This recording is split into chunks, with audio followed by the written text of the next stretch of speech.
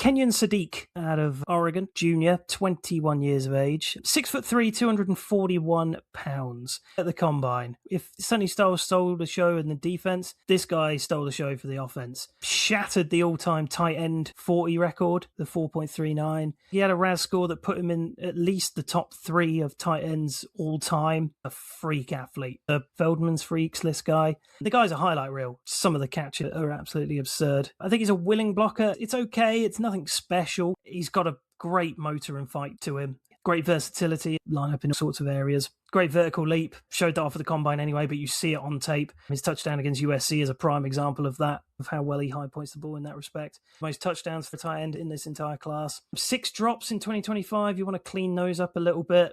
Weirdly, he does have shortish arms, so the catch radius is limited by that, although you don't see that on tape because of his athleticism. He's not hindered by that, but short arms isn't ideal. Only 4.9 average yards after catch. I would have thought that would have been bigger. Lacks play strength and can be brought down quite easily. I would expect it to be better for an athlete of his capability. He just sits in zones a bit too often as opposed to finding open space to help Dante Moore out. It is a difficult projection for him, but I'm at value for him because I wouldn't put him in the Loveland Warren tier of last year. I think he would still be tight end 3, certainly not the Bowers tier. But if you bulk him up, then maybe the blocking will improve. But the athlete that you're getting, incredible upside. That alone makes him a first rounder. Supreme athlete that could do wonders for a team that is looking for that sort of receiving threat at tight end. I thought he's an amazing athlete, and actually I really like the blocking on tape. I think the blocking is great. You're looking at an athletic catch move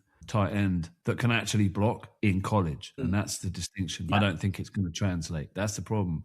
He's just too small and he's going to struggle to put on the strength without affecting his ability to move. He's destined to be a tight end 2. I don't think he's going to be a tight end 1. So should you take this guy in the first round? That's the real conundrum, because I think you watch the tape, the blocking's great. It's just how he's going to project. I worry he's going to get owned. He's 6'3", 241, right? Mm-hmm. Muth is 6'5", 251. He's not the best NFL blocker, is he? Doesn't seem like he's big. This guy's way smaller than Muth. If you want to use him in a way that unlocks his ability, you're probably not going to keep him on as an inline blocker, are you? You're going to try and move him out. You're going to try and split him around. You're going to get him moving. He's not your traditional tight end. The slot end, really, isn't it? Yeah, be that receiving threat. Look at the spider graph. It's so one-sided. Height, weight, wingspan, arm length, all completely 0. And then the athletic ability is off the charts. It's a tough one. What are you? I'm at value. It's a terrifying projection because you could reach for this guy, take him, and then he does very little. Yeah. Or you take him and he's an absolute superstar. The tape's great.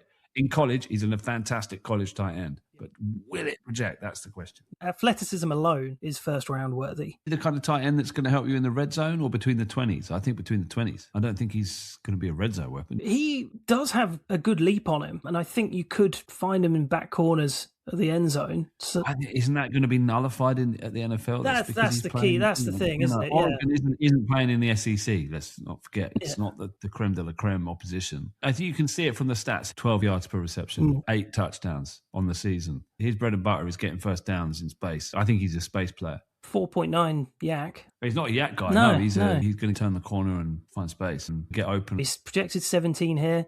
Do you think? I want to look at the top tight ends taken. Colston Loveland and Tyler Warren last year. I'd put those 2 ahead. I certainly would. Brock Bowers. No, Bowers is the best tight end of no brainer, right? Dalton Kincaid. Now, I liked Kincaid as a prospect. He was the first round. So if it was Kincaid or Sadiq, I think I'd still be going Kincaid, to be honest. Well, I would still say Kincaid, which is wild because I do really like Kenyon Sadik. It's a scary projection. I would take Trey McBride over Sadiq.